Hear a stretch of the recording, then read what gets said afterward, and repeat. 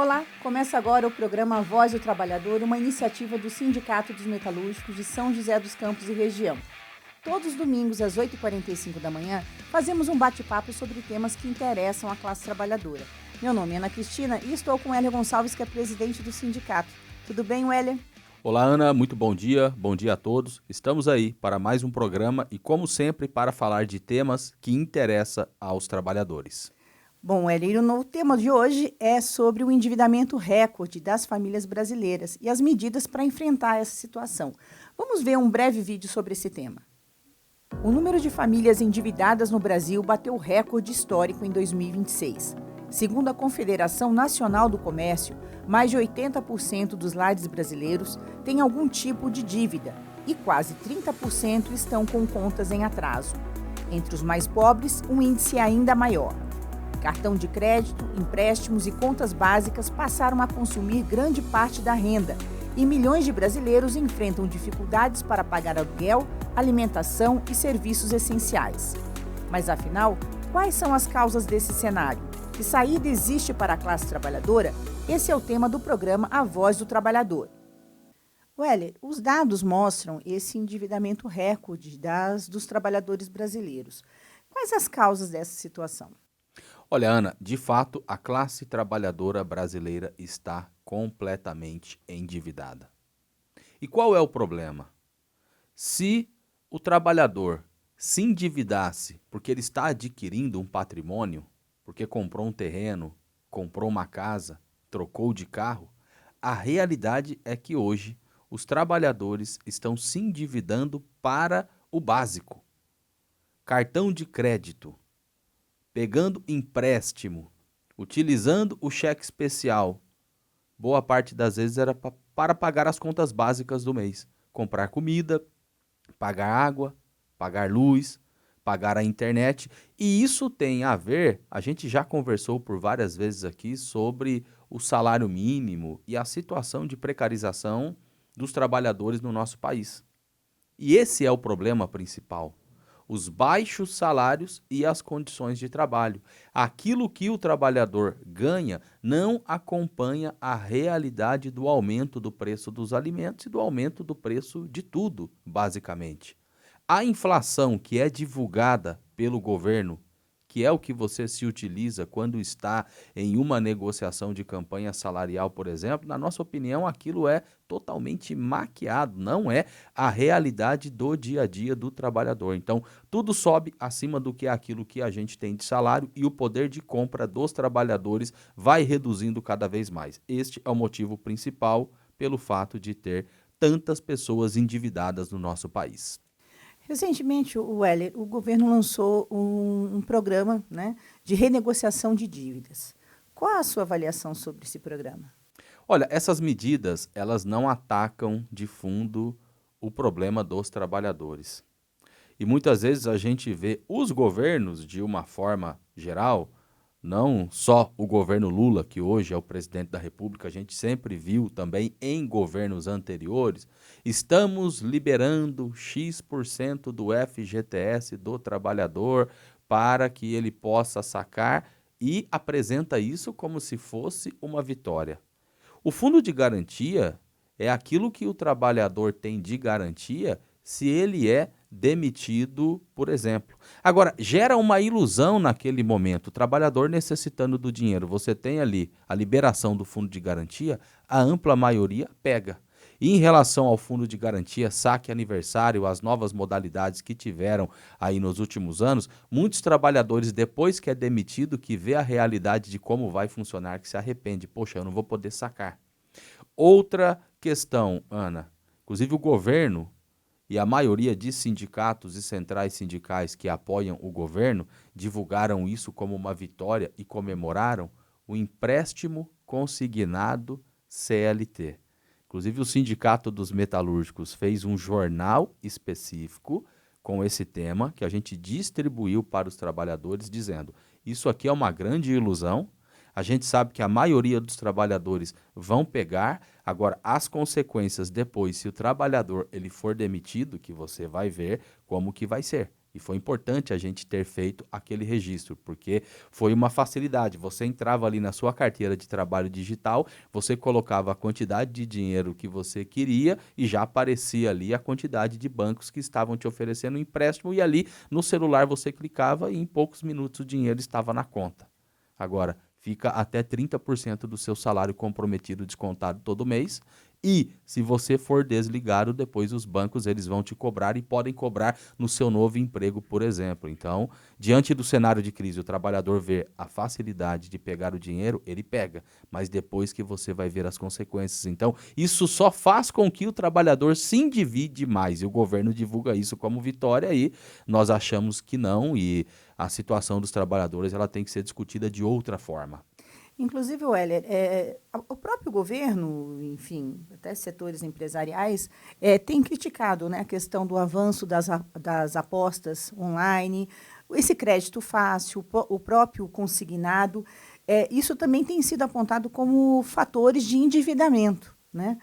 O que você pensa, então, sobre isso? Isso é uma realidade, ô Ana, hoje dos trabalhadores através dos jogos tigrinho, jogos de aposta, porque é o celular na mão e, mais uma vez, a facilidade. Você joga ali uma quantidade de dinheiro, você ganha e isso vai gerando o vício de você seguir jogando e nós temos dados, inclusive, na nossa categoria metalúrgica de trabalhadores que se endividaram tanto que estão afastados do trabalho porque estão com depressão fruto dessa realidade. Foi a facilidade ali no primeiro momento, ganhou alguma coisa, segue jogando. Nós achamos que isso é um problema, porque o que nós deveríamos discutir é o inverso. A classe trabalhadora que coloca a mão na massa para a geração das riquezas, nessa situação de ter que pegar empréstimo, utilizar de cheque especial, se endividar no cartão de crédito para o pagamento das contas básicas, isso está completamente errado. Enquanto a gente vê que no mundo, no último ano, 12 bilionários tiveram a riqueza de cerca de 4 bilhões de pessoas, metade da população do planeta. Então, está completamente errado. Ao invés do governo liberar fundo de garantia, liberar empréstimo consignado via CLT, comemorar porque tem um aumento no salário mínimo que é um aumento real, mas é uma migalha que não resolve o problema da classe trabalhadora, a gente precisa discutir o inverso. Nós, trabalhadores, que somos aqueles que geramos as riquezas, passar dificuldade e ter que pegar empréstimo minimamente para as contas básicas, isso está completamente errado. Agora, isso acontece porque nós vivemos no sistema capitalista de lucro e, inclusive, os bancos ganham dinheiro na situação de crise do trabalhador no desespero. Então, isso está completamente errado. Bom, perfeito, Hélia. Vamos dar uma pausa agora, voltamos daqui a pouquinho após o intervalo.